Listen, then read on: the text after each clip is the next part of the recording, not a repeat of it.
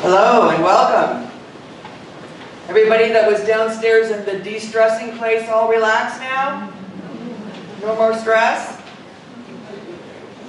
Not quite. Well, my name is Reverend Linda Purdy, the Director of Inner Wellbeing and Spirituality at Horizon House. And I want to welcome you to our Remembrance Service. We haven't had one like this since December 2nd, 2021. And so we have had two services last August, and those were in our assisted living, one on each floor to celebrate the people there. But that's partly why we have 17 people we are honoring, the first having died last August. And last year when we did this, we had 19. So let's see if we can do this the same way, very much the same setup. And we're also filming this so that those who will need to, Ildiko mentioned that a little bit about that and why that will be beneficial. It has been a painful reality all around to have COVID affect us over these last few years in so many different ways. Even the fact that last August we had a service on the second floor and a service on the third floor, and we didn't have one out here. It was all because of COVID, as well as rebuilding. So we are remembering and honoring these dear lives and residents who passed away. And since we are honoring so many in this service, part of what you'll see as we go through the service will be a photograph of the person that we're naming, and you'll also see an obituary. And if any of you have panicked when you walked by the memorial board recently because you saw more names up there, they didn't die last week, that we just found some obituaries. We've had some missing, some stories missing, so we've been able to put more together. So you're welcome to sit there and enjoy reading what you can. Also, we have a remembrance album, which when I finish with it, hopefully this week or next, it'll be in the library, and it'll have the longer version of some of these stories that we've had on the memorial board. And so feel free to go and sit in the big long table back there by the globe and look through some of those stories. They're pretty fascinating. I do also want to, as we go through each person's name, we will be I'll be either inviting some pop-up words to describe somebody, you know, a word here, a word there, or I might invite one story, very short story since we have so many, and it'll be different depending on who the people are.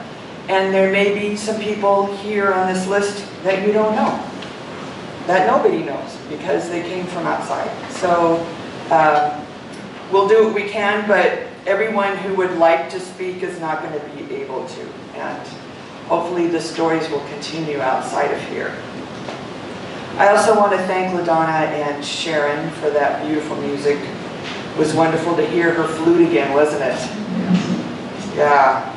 And I want to thank Erica Campbell back in this side, and Mariko Sada, who is her intern, our art therapist, for being our mic runners as well as handing out the programs. And I want to thank Ildiko for being willing to come up here with not a lot of notice to share something about what we're going to do in the future related to this program and who gets to see it next. And I want to thank Carrie, who is the faithful videographer who comes so faithfully even when I let him know at the last minute. So thank you. He's phenomenal. Also, participating as leader today, besides myself, is Reverend Sharon Nichols, who is my colleague, and I'm so grateful for her. And one of the things that you'll be seeing her do is the tradition that we have with colored beads. So how many have not seen us use colored beads before? I know we have some new residents. Okay, so I'll kind of explain how that works.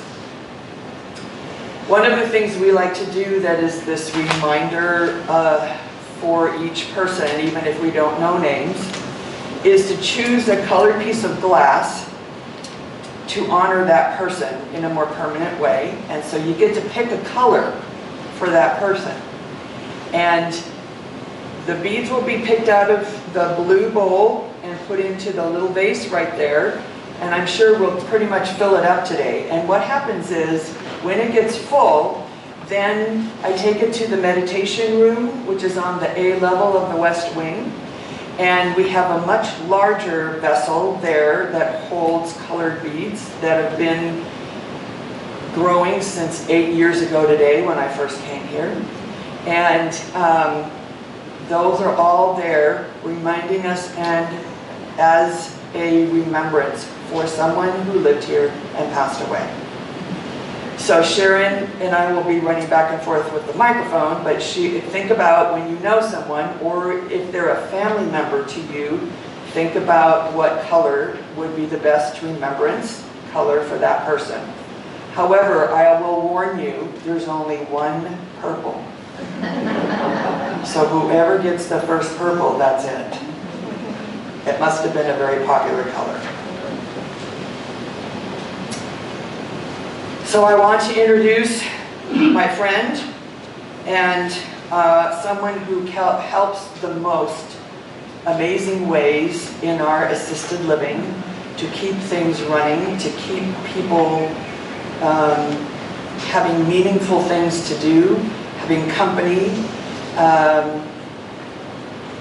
Just one of the most creative people I know, and that is Ildiko Kali, and she will have something to say to us about how this program will be used.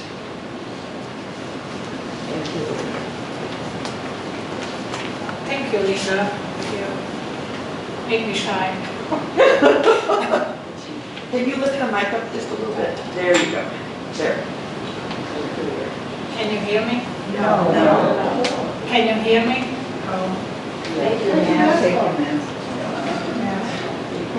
What should I do? Take your mask off. No, I can't. Can you hear me? Yes. Yay! I'm not gonna move. So thank you, Linda. You made me shy. And you are my friend. Thank you. Thank you for thinking of us. It means a lot to me. Today we gather to remember our friends, share memories, and say our goodbyes. This special event was planned as a way for us to reconnect with Horizon House as a community. Unfortunately, assisted living residents are unable to participate due to the seasonal challenges. As a result, this event has been recorded and will be shared and streamed on the Horizon House TV in early February. We are looking forward to another opportunity to regroup and spend time together in person.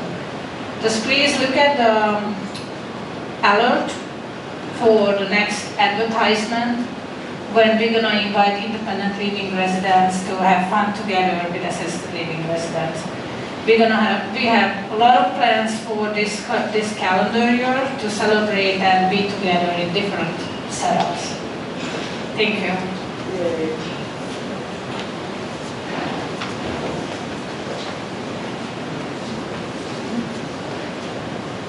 Thank you for accepting the challenge at last minute. And so I want to share a poem for us.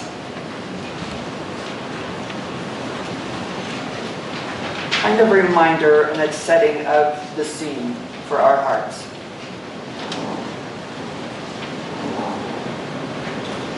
May I, may you, may we not die unlived lives. May none of us live in fear of falling or of catching fire. May we choose to inhabit our days, to allow our living to open us, to make us less afraid, more accessible, to loosen our hearts until they become wings, torches, promises. May each of us choose to live so that which comes to us as seed goes on to the next as blossom, and that which comes to us as blossom goes on as fruit.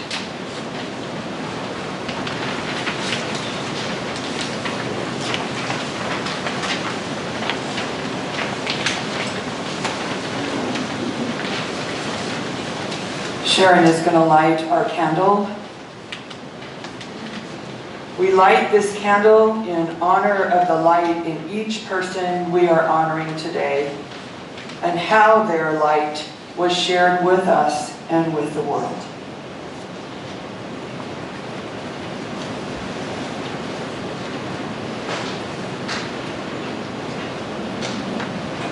The first person that we are honoring, Jerry Mayhard, who was born in April 7th, 1934, and passed away August 15th, 2022. And as you see in bold, his family, at his request, did not really want an obituary story, but before they told me that, I already got this stuff out of the resident directory. But most of you may remember Jerry, who sat in the lobby almost every afternoon greeting people as who walked by. He was such a permanent person there that it was like a total shock when he wasn't there anymore. And we also saw him out in the fireside lounge. When you think about Jerry, tell me some pop-up words. What comes to mind for what you might know of Jerry? Faithful. Faithful? Helpful. Helpful. Kind. Kind. Friendly. Friendly? Yeah, friendly. Rich. Rich? So does anyone have a short story about Jerry they would share?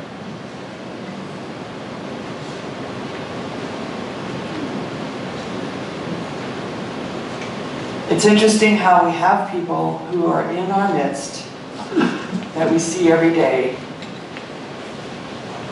and yet we know so little about them. Who had one? Mary Margaret. Mary Margaret, okay. Jerry was very helpful in dispensing used equipment of health value, and I deeply appreciated his being so willing on a telephone call's notice to go down to the E level and make that equipment available. Nice. Thank you, Jerry. Can anybody think of, oh, do you have a quick one? Quickly. Jerry invited me to come to his apartment and help him sort his books. Oh my goodness. And his library of Broadway performers and plays was astounding. Oh. He, no coward, he just had one on everybody. Wow. It was a delightful afternoon. Thank you. And of course we'd have Nancy to be the one. So anybody think of a color that might remind you of Jerry? Orange. Sunny. Say that again? Orange. Sunny. Orange or sunny? Sunny. Okay.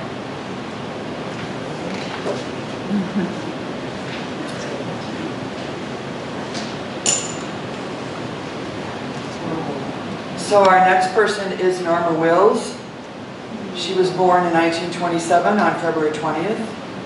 She passed August 21st, 2022.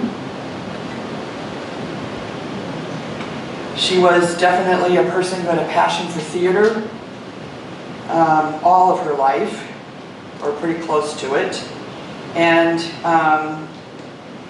the last play that she directed was at the Seattle Yacht Club, where she directed plays for many years, and she was 95 years young. She directed that in May of 2022, just a few months before she passed away. And she left us with a final statement, or her family did, that reminded them of her from Shakespeare.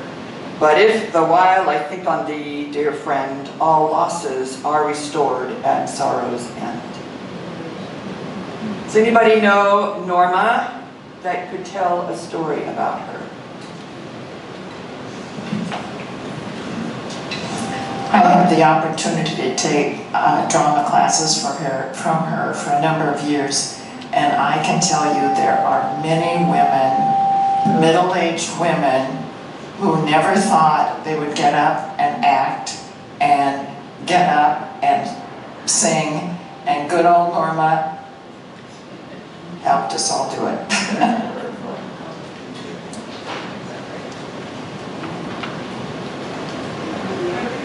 Oh, over there?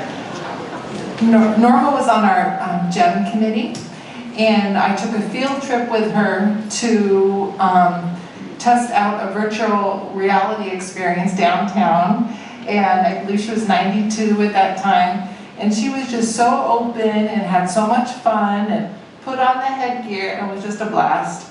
She was just a really warm, open, fun, smart person. Perfect. Okay, short, Medora. Well, after I retired, sort of retired from teaching about 50 years, but I was substituting in the Seattle School District, and I was called to substitute, and particularly in drama departments throughout the city and through all the schools all over.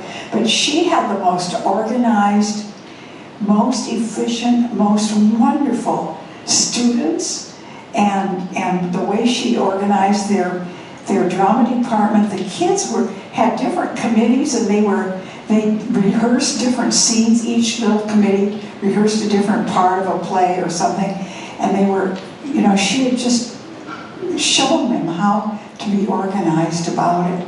And they had the best drama school, I think, in the city of Seattle amongst all the high schools. Yeah, I heard that the way that she did it is the way people are teaching it now. It's wonderful. Thank you. So what color shall we pick for her? Red. She already pulled it out.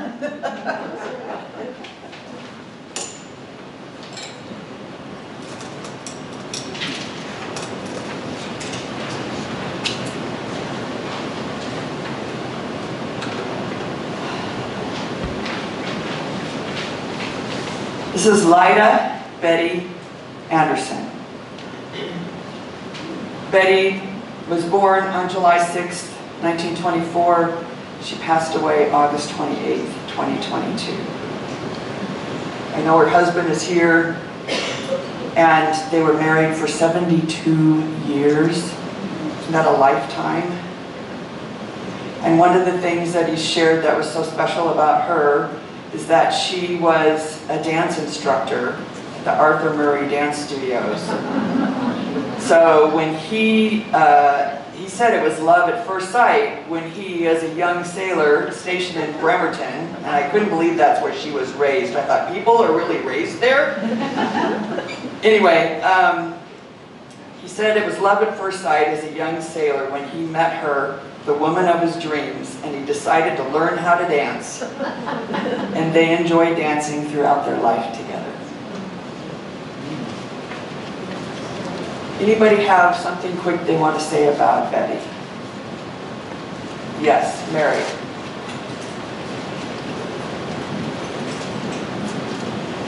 Betty worked in the women's clothing downstairs in the Monday Market, and she convinced me to buy something that was quite attractive, but it didn't meet in the middle. And I wanted something that would close. And she said, "Oh no, that's not the style. This is the style." And she talked me into something that I totally would not have bought if she hadn't talked me into it. And so did you ever wear it? I wore it the other day and I got a ton of compliments. Wonderful. Woohoo! Okay, one over there. Bob. Yes, this is hard. I know. We were married for 72 years, and I'm interested to hear about the clothing because that's one thing she really enjoyed, was working there and she dressed the dummies, and myself included. And I can't say anything else. I miss her. Yeah. And that's about all. That's an awful lot. So what's a good color for her? Blue, Blue. Like dark blue or turquoise? take your pick. Okay. Oh, and I'm her son, Stuart.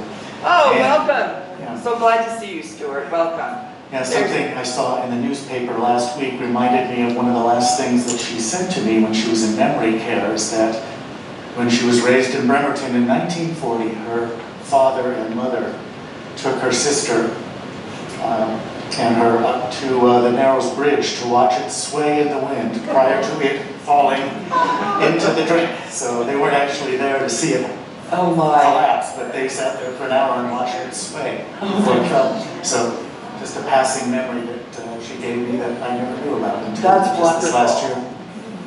That's wonderful. Not your average tourist attraction.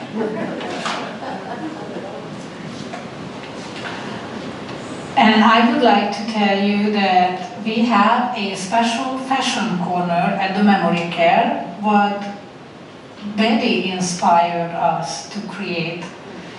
We got a mannequin from the Monday market and clothes from the Monday market, and residents been enjoying to dress up the mannequin. And that's our fashion corner as a motion station for self-driven activities. And the whole idea is based on Betty's inspiration and love to fashion. Thank you. Oh, I love it. Thank you. Put the blue in here already. Whoops. There we go. Mike Hayes, or Mike as most of us knew her. She was born on June 19th, 1928. She passed away August 30th, 2022. She was, even though she grew up in Portland, Oregon, she went to Vassar College to get her degree in fine arts. And even though she was a very active person with her family, with her community, with her neighborhood, volunteering, etc., one of her passions underlying all of those was her art and being able to paint or draw.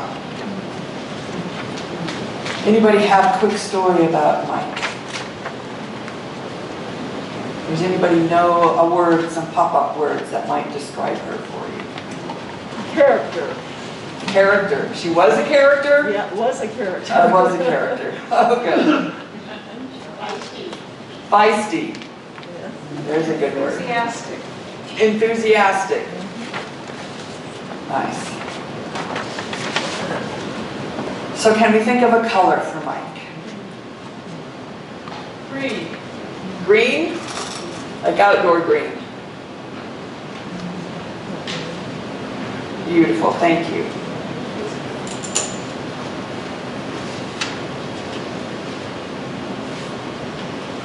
Now we're coming upon another artist.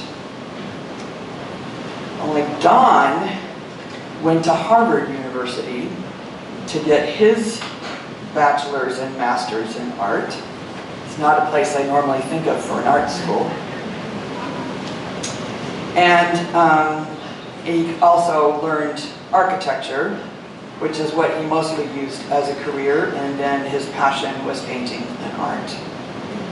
One of the things that I thought was pretty amazing and a great legacy for him was that he was the chief of design on the Henry M. Jackson Federal Building in Seattle, which I remember watching as it went up. My dad had an office there.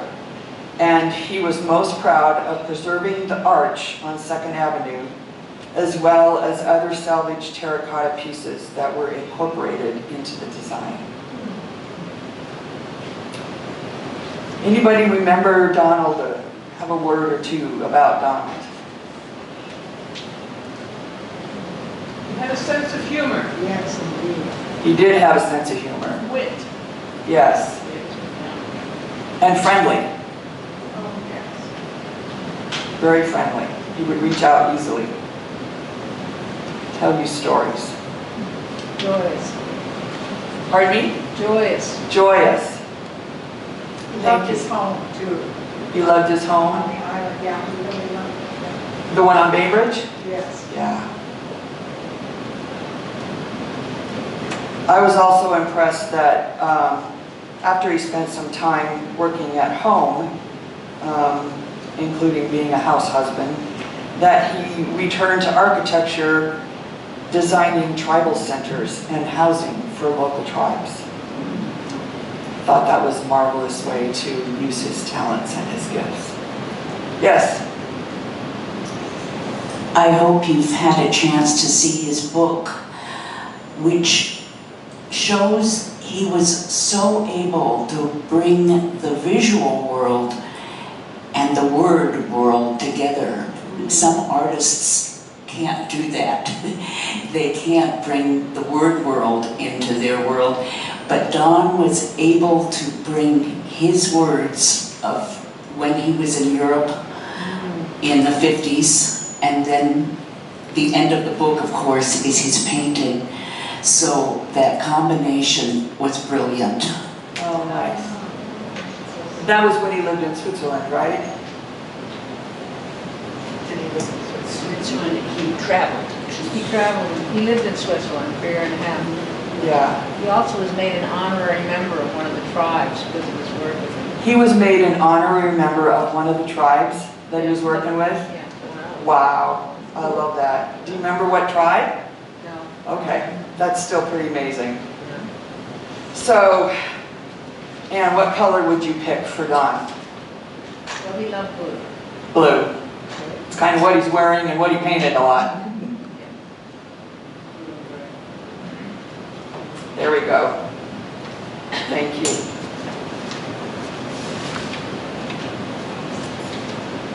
So sometimes people have chosen not to have a story about them. Oh, I'm sorry. I had it on there, but not her. Whoops. There she is. Okay. So this is Phyllis Haas. She was born 9/18/1925. She passed away 9/12/2022. She requested no obituary, no story. But those who knew her had a story. Those who knew her remembered something about her. So are there anyone who might have something to share about Phyllis? Either a word or a story.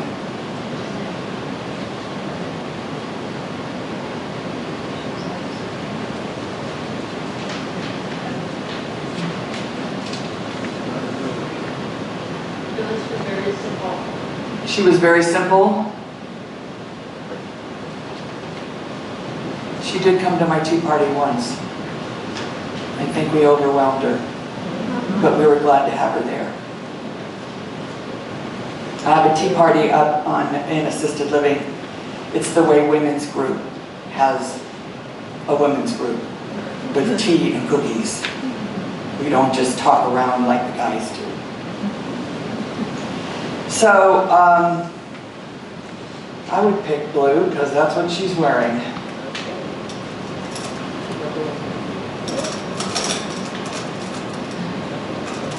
And we do want to honor the fact that she didn't have a story she wanted to share. Well, this is kind of a blue, but with A light blue? slice.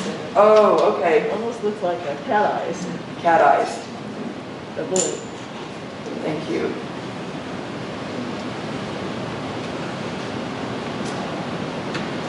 So Marjorie Chris Hausman. She was born April 13th, 1929. She passed away September 29th, 2022. And she has a very long obituary, so you can read hers in the library when it gets there. But one of the things I remember about her, and this is kind of what happens when you have dementia, you go back in time sometimes. And you live in a different era of your life than the one present. And I do remember sitting down with her one day, and she started telling me about her work with Como radio and TV. and how much she loved being a part of that. And I was like, what? Really? You? And she was very clear about it, and that she got to work with Catherine Wise, who had cooking shows. She was her assistant, and they cooked recipes together. If they'd been around today, it would have been a TV show of showing that, like on the cooking channel. And I remember when I mentioned this to someone else, they were like, no, she didn't. She was never on TV or radio. What are you talking about? So when I saw this story from her family, I was so relieved that she didn't just imagine it. That it really was true. And she also loved working at the hat counter at Frederick and Nelson's. Does anybody know or have a story about Chris?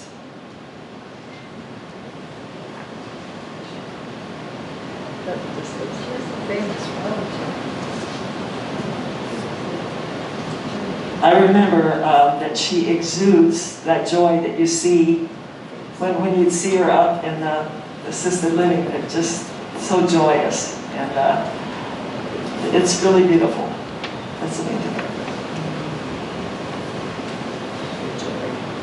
I love one of the bottom part of the first paragraph, which said she had a special ability to connect with young people with her sympathetic ear and quiet, heartfelt advice. She was fearless, strong-willed, and a trailblazer for women of her time, generous with her time and talent. And her laughter was something that was a gift to so many people, including that smiling face. And they did spend most of their life, her and her husband Bryce, in Everett community. So also that was a reason. Marie Riss was one of the ones who didn't know that she'd been at Como Radio, and Marie knew so many people in assisted living, but she didn't know that part of it. So I'm wondering if anybody can help me with the, oh, do we have someone? Okay, thank you. Mind you, she worked at the Monday Market, and we all loved her sense of humor. It was so much fun. Wonderful, thank you for that. Yellow, that sounds like a great color for her. Joyous and happy smiling.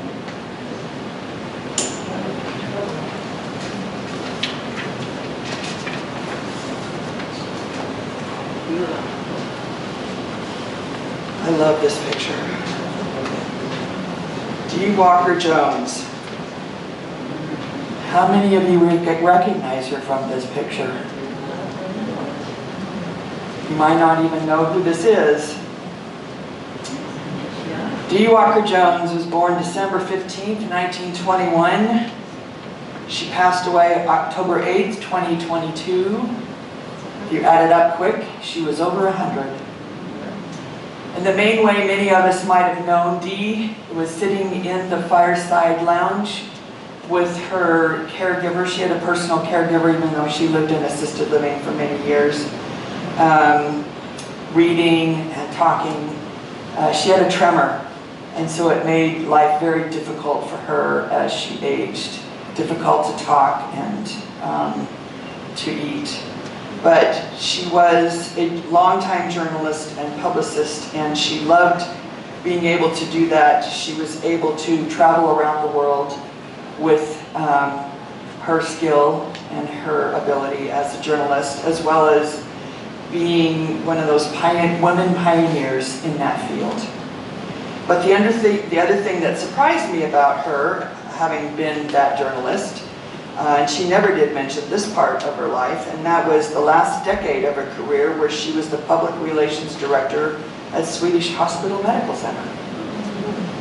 So sometimes we have this surprising part about ourselves that we don't know about. Anybody here know her? Do you have a word you can share about her? Not many, because she kept to herself. But she was a member of the Women's University Club, and she was a loyal member of the French Club. Not French Club, but the French Conversation class. And she was an excellent speaker. She wouldn't always raise her hand, but she always had a critique if somebody did something a little untoward in the language. And I remember when we moved in, I heard this booming Coco, which is my nom de plume, and I went over to her, but there wasn't much conversation. But anytime I entered a room, she remembered me all those years. And I think it's a blessing that she has now gone off with wings to organize the journalistic lives of those in heaven. Thank you. Yes. Carol, she was not quiet in assisted living. What was always striking to me was Dee never stopped being a journalist. She always wrote letters up until just before her passing, whether it was praise about a staff member, a caregiver, a concern. And when she no longer was able to write those letters herself, she would have them dictated through her caregivers. So she was a true journalist up until her last days. Wonderful. Thank you for that. So, the idea of a color for her. I'm thinking of the sepia. Just somebody say yellow. Bright yellow? Okay. Is there another one down there? Yeah, there is. Well, this is not as bright, but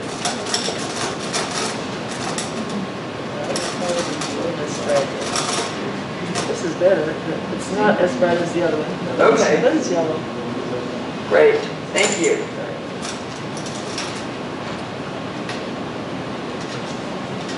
George Kinney.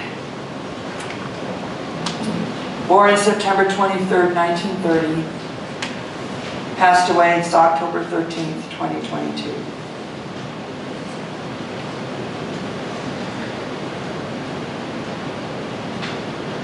Is Mary here? Yes. Oh, good. Okay. There you are. You're hiding back there. Thank you. I just wondered if you had a short story or something you could say about George for us. He loved to play bridge, and he really could do it. He loved to play bridge? Oh, it was bridge, it was chess, it was board games.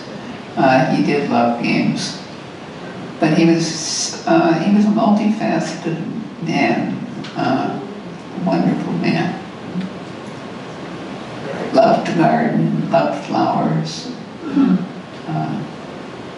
I think part of it came from the fact that he grew up in on a farm and in a rural community.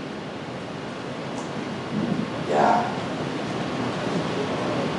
I love that. He spent time in that farm, New England, and went to a country school for 7 years, and yet ended up getting his PhD in college, studying microbiology and becoming a university professor at the University of Washington. Yeah. That's wonderful. And he became chairman of the Department of Pathobiology in the School of Public Health. So what color would you pick for George? I'd pick green. Green, like outdoor green? You know, and for his love of growing things. And he had a green jacket that he wore an awful lot the last year or 2 years. Okay, that sounds great. There's a green.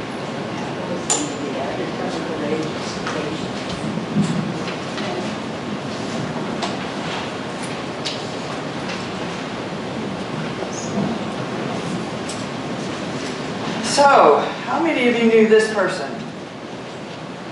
Oh, a couple. Yay. Even Carrie. So, Eugene Herbert Smith, born February 23rd, 1927, and passed away on October 24th, 2022. He moved in here from the outside straight to assisted living. So that's why I asked that question, because we didn't get the pleasure of getting to know him very well in assisted living. But I'm really glad to know that some people knew him on their own outside of here. And I wonder if there's some words or color or whatever that reminds you of Eugene Smith.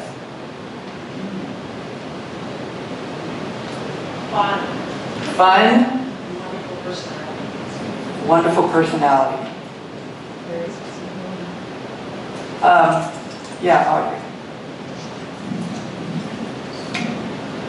Eugene was a fine English teacher at the UW, but he also, as a longtime resident of the Montlake neighborhood, wrote a book about Montlake that I think everybody appreciated.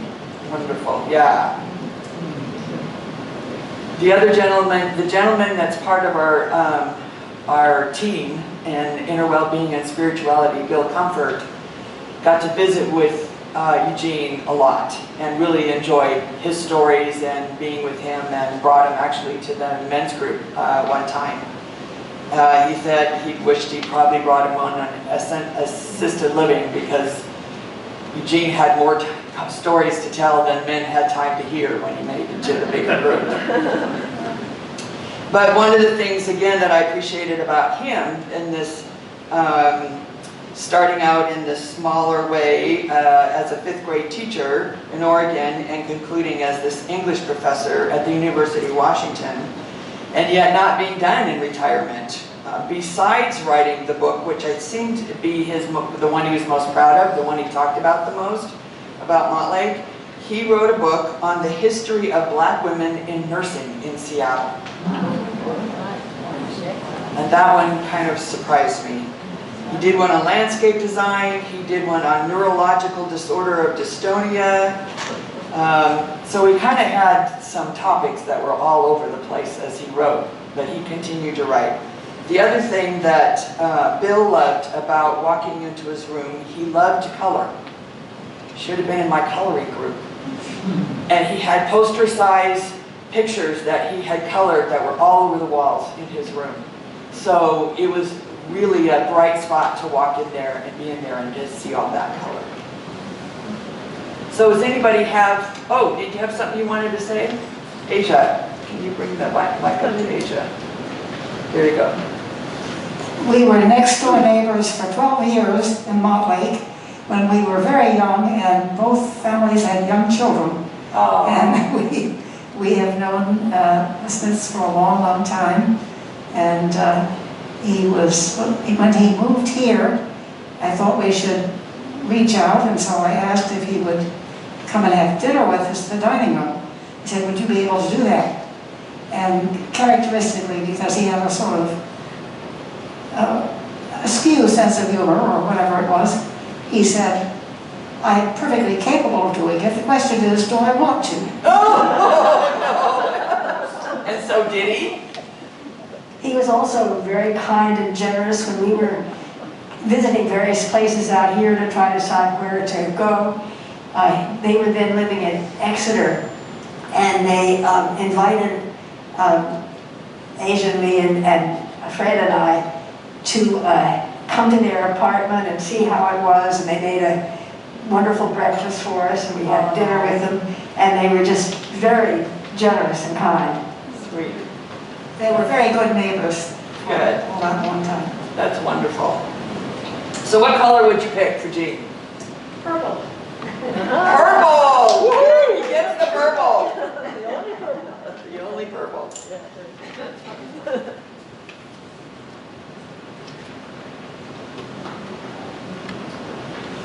Richard S. Zanizer, is that how you say it? Yes. So notice the dates for this gentleman. August 7th, 1921 to October 25th, 2022. He celebrated his 101st birthday before he passed. So we had 2 centenarians out of this group. And then most of the people were late 80s, early 90s. So people live a long time here. And he lived at Horizon House for 17 years. And I'm wondering if anyone would have a story or anything to say about Dick. Yes. There was a woman who lived here. She's going to bring you a mic.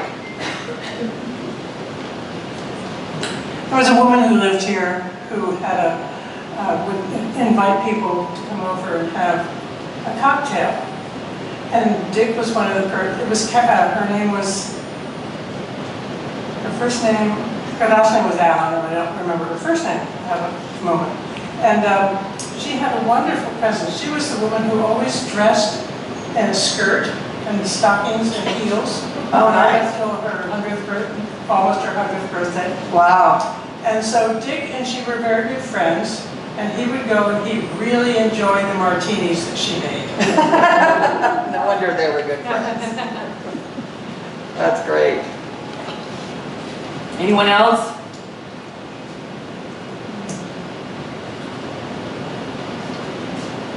He worked in sales. He was in the military, in the Pacific Theater. He loved golf. He was a part of that. He purchased a transport equipment company. He and his wife loved to cruise, and they were actually participated in races from Nanaimo, BC to Juneau 5 times with the Seattle Yacht Club.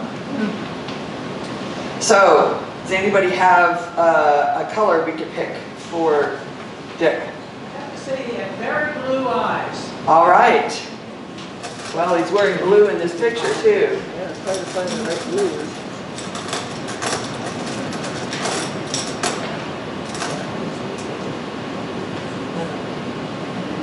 There we go.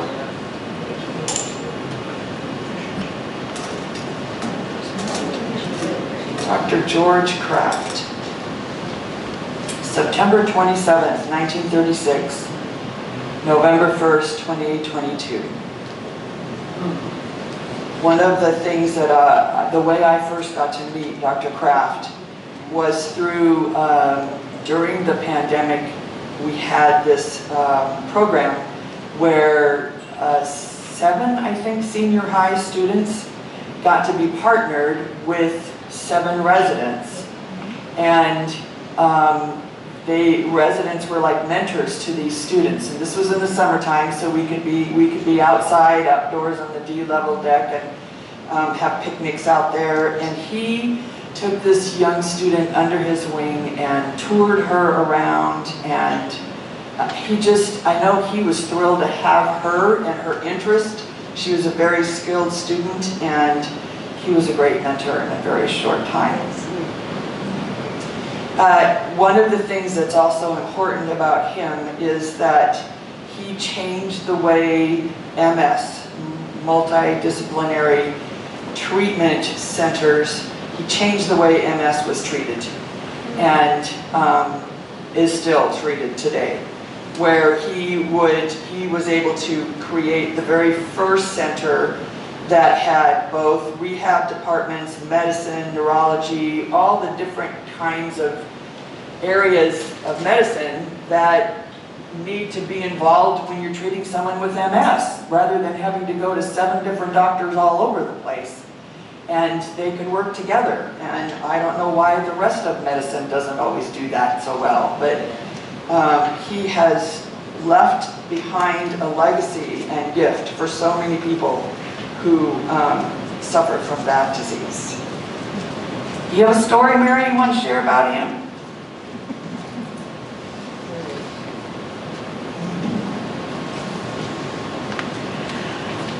One of George's favorite things to do at Horizon House was to go to Erica's Memory Cafe. He loved that time. He thought that was funny. That's great. He loved to answer the questions of what do you remember, whatever, the memory games. I can't remember any of the games. He always thought those were pretty fun, but that was his favorite thing to do on Wednesday afternoon at 2:30. Oh. So thank you very much, Erica, for that. And thank you for giving that up today to be here. And I just want to say one thing that was always inspiring to me about George was George never stopped doing research, and as his memory challenges expanded through his journey of memory loss, he was so eager to do research on this. He would come to me, he would call me, he would email me, he would call me, he would call me, he would call me, and ask me, what are we gonna do about this, Erica? And let's get some volunteers, let's get some students, let's get some people to fix this problem, and I will help. I will be a sacrificial lamb. And he would do anything to be a part of the solution. He loved being a part of research. Wow. Thank you. So what color would you pick, Mary, for him? I would pick blue because of his blue eyes. Blue because of his blue eyes. I love this picture of him. See, there's this cobalt, but that's too bad. Pardon? There's a gray blue in there. This one? Yeah, I was thinking.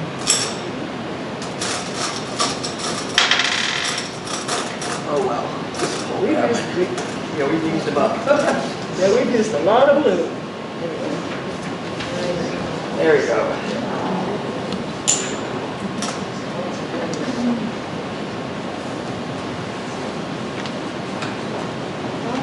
Isaac Ying Halpern. Born May 15th, 1923. Passed away November 10th, 2022.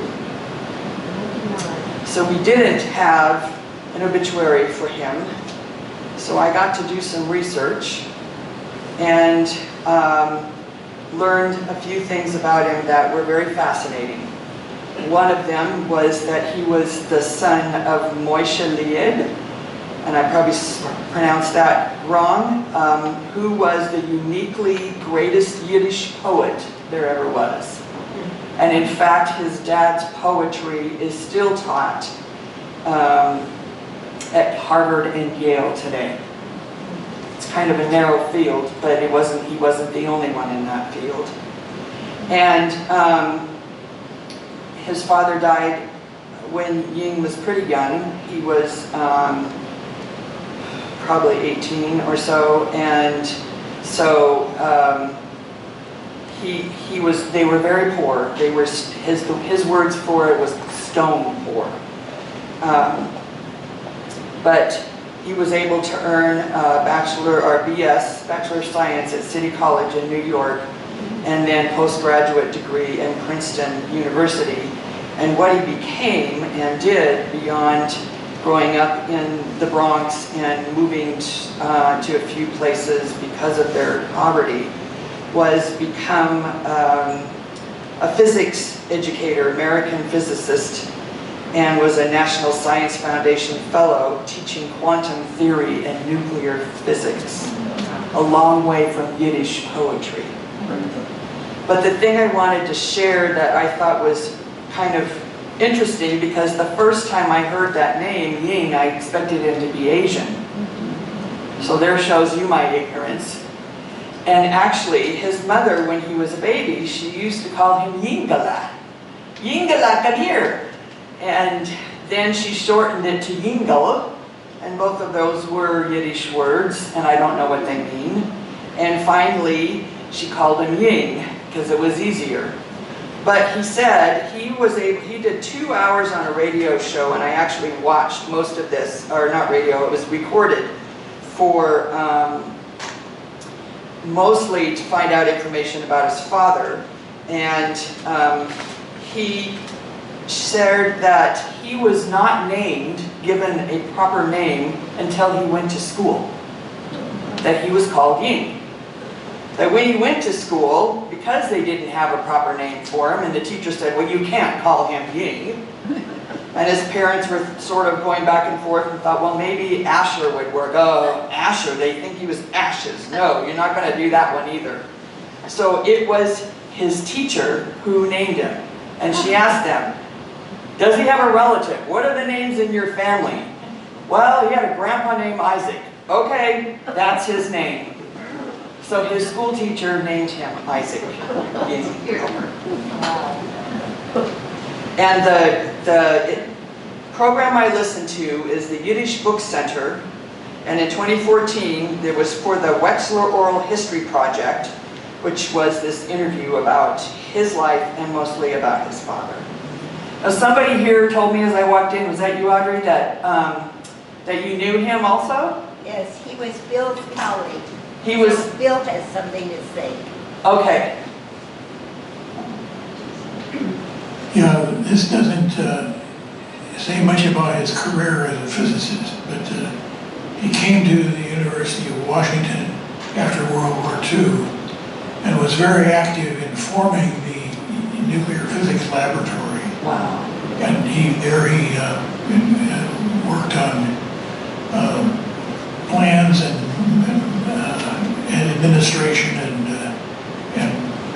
using mathematics to understand what's going on in physical processes. And he became very, very famous. He was an outstanding physicist. But my favorite story about Ying is that he was studying the fission of heavy nuclei, like uranium. And usually the fission of nuclei is into two big parts. It's two equal sized nuclei. But what he noticed was that when he examined the data, that there were some little particles, very light particles that were coming out of the reactions. And so he wrote a paper in which he described what the physics of that was. And he titled the paper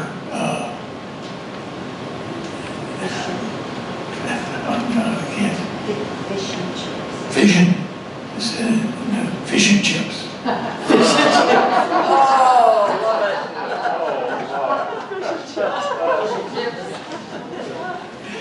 And he sent it off to one of the physics journals, and they refused to publish it because of the name. Did they even read the paper? I think it was revised and it was published. Oh my gosh. I love that. I had many long discussions with him about about nuclear physics and about administration and wow, things like that. Nothing in Yiddish. You probably wanted to leave a lot of that behind. So, what color would you pick for him? Oh, okay, Ann. My husband Don knew him, and I think, you can tell me if I'm right, but I think he told us that TVs emit waves, and so you should not have a TV in your room when you go to sleep. Would that be correct? That's what I remember. Well, people don't pay attention to that nowadays. Can I tell one other very short story about him? He had a long, slow decline, and people were kind enough to call his daughter every day at the same time so he could see her picture. And she asked him, "How are you doing, Dad?" And he said, "Oh, I'm having a wonderful time at this beach cabin." However, I feel very sorry for that little man that you see in the corner of the screen. He isn't here on the beach. Oh! So what color should we pick for Ying? Bright yellow. Bright yellow. Really? We're running out of those. But we got at least the yellow. Here's the yellow. All right. It is him. Thank you. The other one, right. That's what I said. It was fine. Yes, and Don, he consulted. Here's a handsome guy. That's not Don. Clyde Laughlin. That's April 13th, 1934. He passed away November 22nd, 2022. He was born in Wenatchee, so he's a Washingtonian all the way through, and was endlessly curious about how things worked, and used that even as he studied in his career engineering. One of the things that interested me about him, maybe because of some of my early background, is that he liked to put things together. He also loved to fly, and they flew in small planes, but he rebuilt a Piper Cub airplane. And that's a big deal to do that.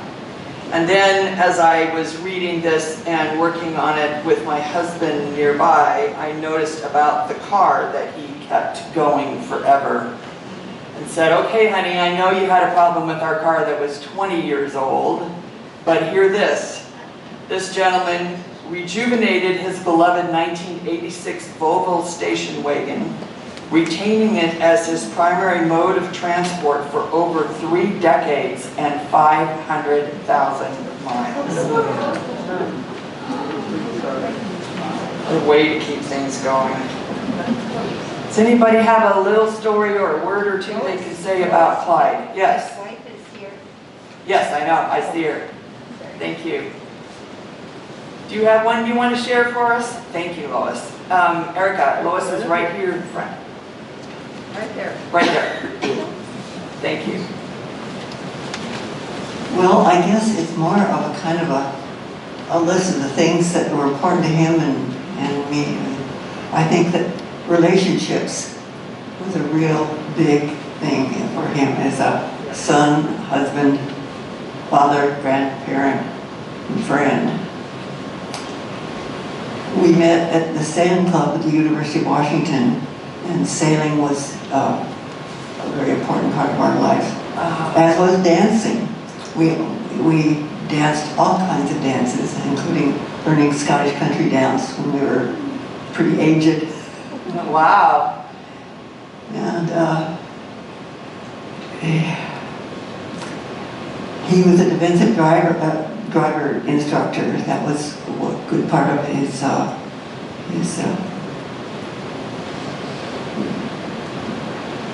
community activity. He was a member of the Chelan County Land Trust, which was a very important thing to him. And post-college oceanology was a lifetime interest, and he was a lifetime learner in all kinds of ways, and a very fast reader and a reader very broadly. Outdoor adventures with our kids was one of the things that our children remember so much about him, that we went to all kinds of places in all kinds of weather. Stevens Pass in the wintertime, building igloos and snow sculpture and stuff like that.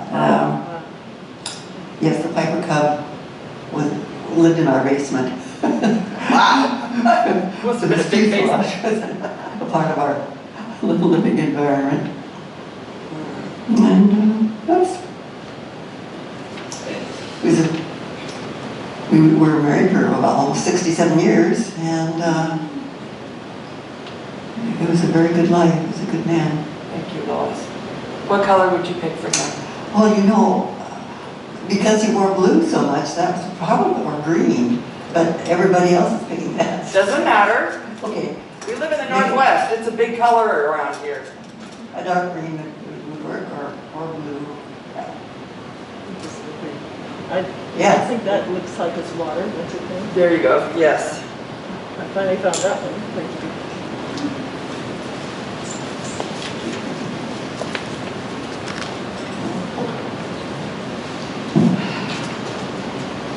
Betty Merle Cinderman.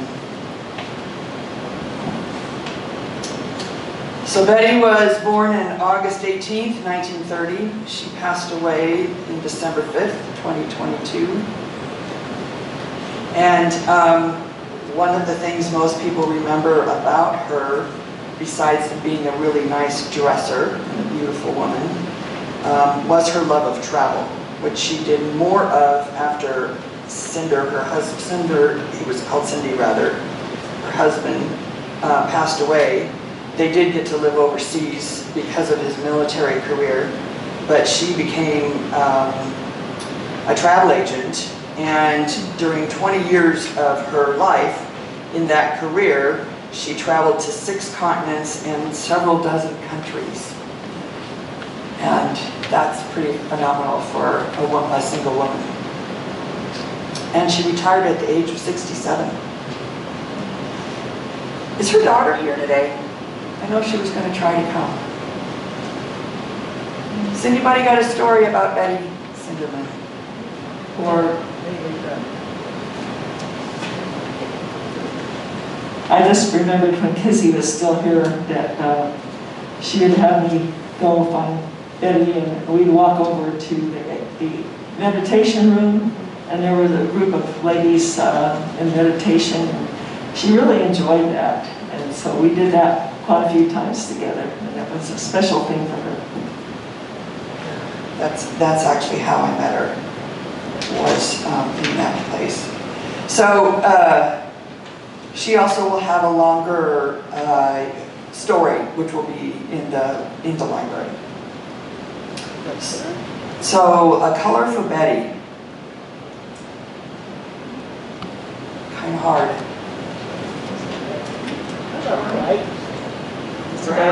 Brown, that's kind of what I was thinking. There's a brown or even a root beer color, darker. That looks more like a root beer. No, there's a darker brown.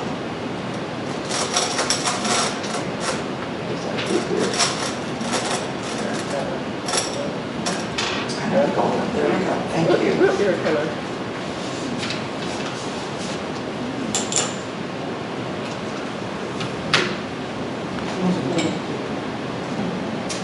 Bill Cummings. Oh, yeah.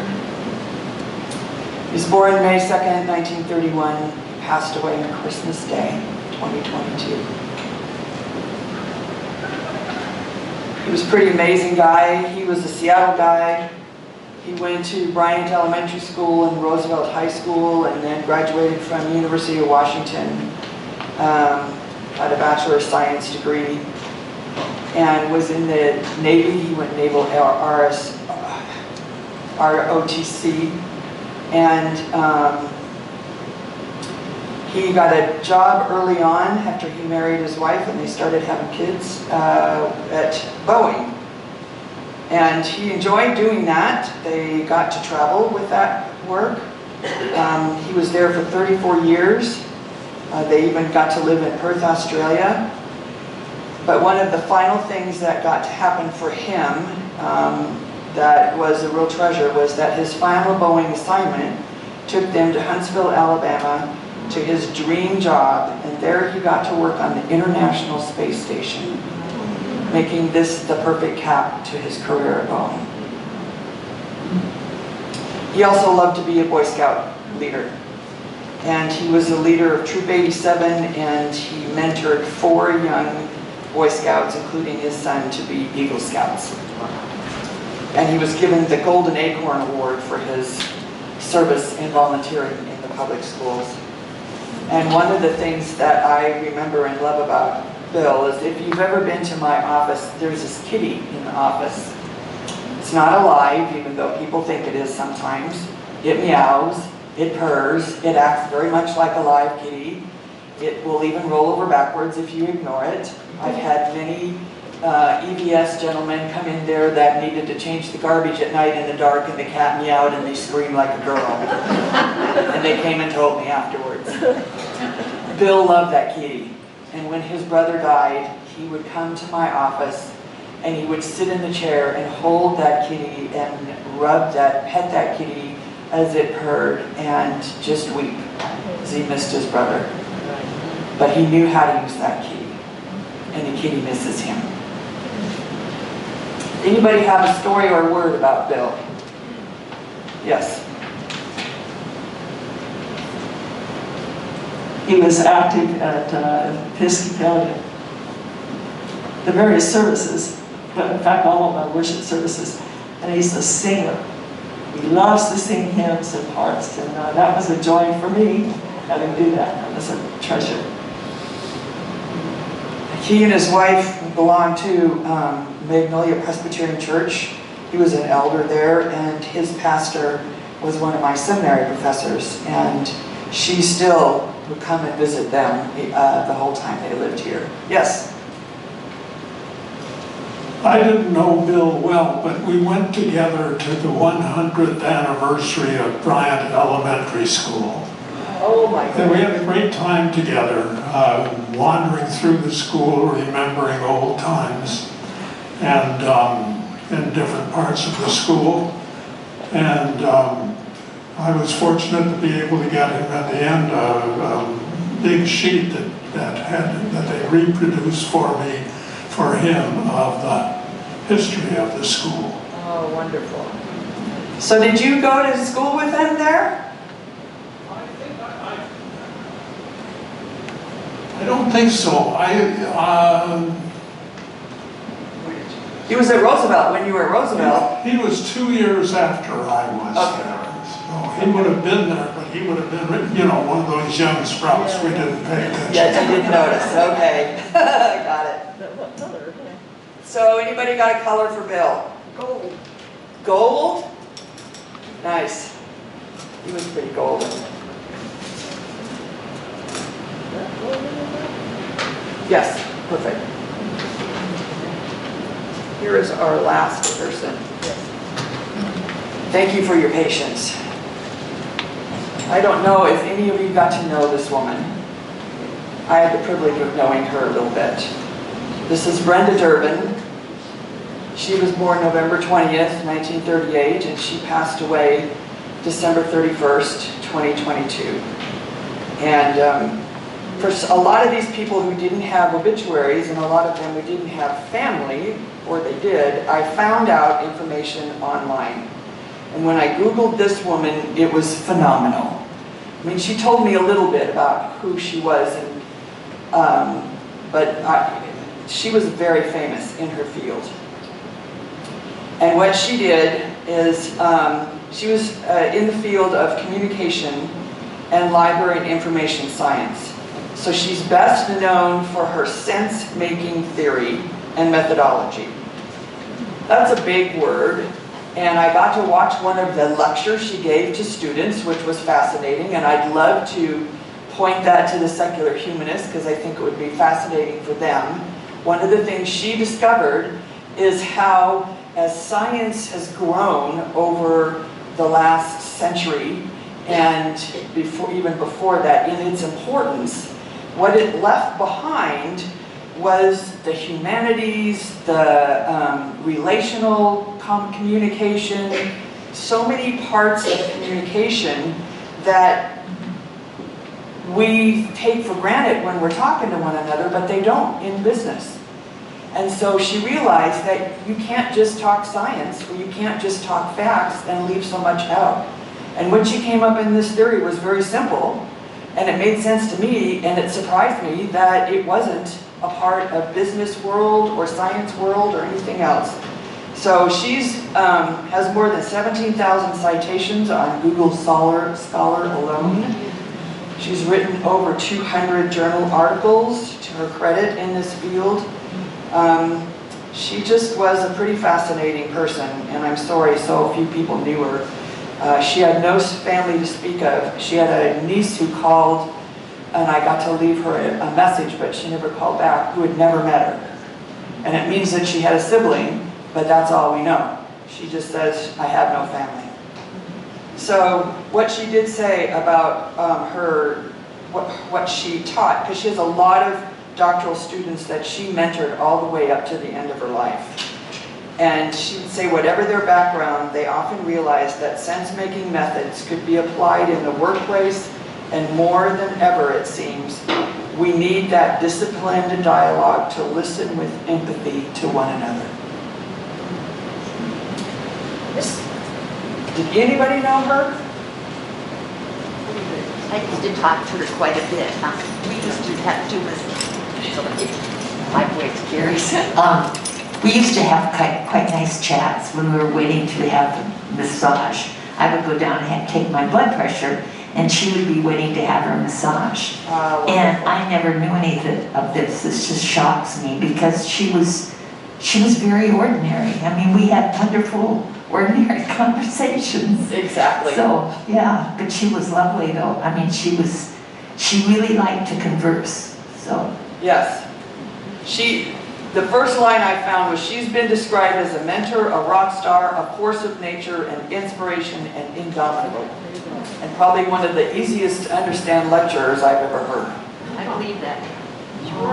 We knew her a bit because she came into the same time we did, and she had taught at Ohio State, and we came from Columbus. We lived there for a long time, so we would chat some and knew her as she got around. And I thought the way she still kept active when she had so many physical difficulties was very impressive. Yeah. She was the one that drove around here in her motor scooter with polka dots all over it. That's right. Which she put on it. So I'm trying to think, okay, her favorite thing was Baby Yodas. That is one thing we did exchange, and I don't know what happened to all her Baby Yodas in her room. But that's a kind of a light green, is Baby Yoda. I have a Pez dispenser of Baby Yoda that she gave me. We traded.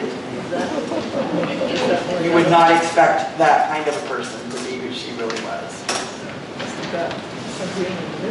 Yeah, that's perfect. Thank you, everyone, for your patience. I pray I don't ever do this again, this long. But I would like to close our time with a poem.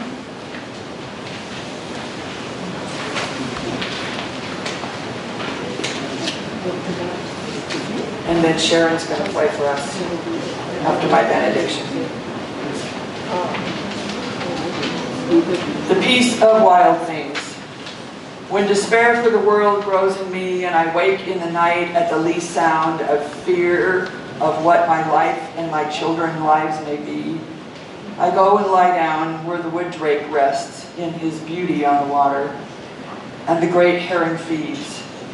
I come into the peace of wild things, who do not tax their lives with forethought of grief. I come into the presence of still water, and I feel above me the day-blind stars waiting with their light. For a time I rest in the grace of the world, and I am free. We miss the world that we lived in, the life we knew, the life we lived. Our world as we knew it is not safe, is not predictable, and may not be coming back. We mourn these losses together today, the ones we've loved and the ones we didn't know. May this shared grief strengthen us. Strengthen us as we remember, strengthen us as we tell their stories, as we move toward the future together, the most disturbing unknown, the no longer predictably safe. May we carry our memories of these loved ones in our hearts. May the love in our hearts sustain us within our memories. And may we reach out and hold one another in our lament. May you go in peace after you hear this music.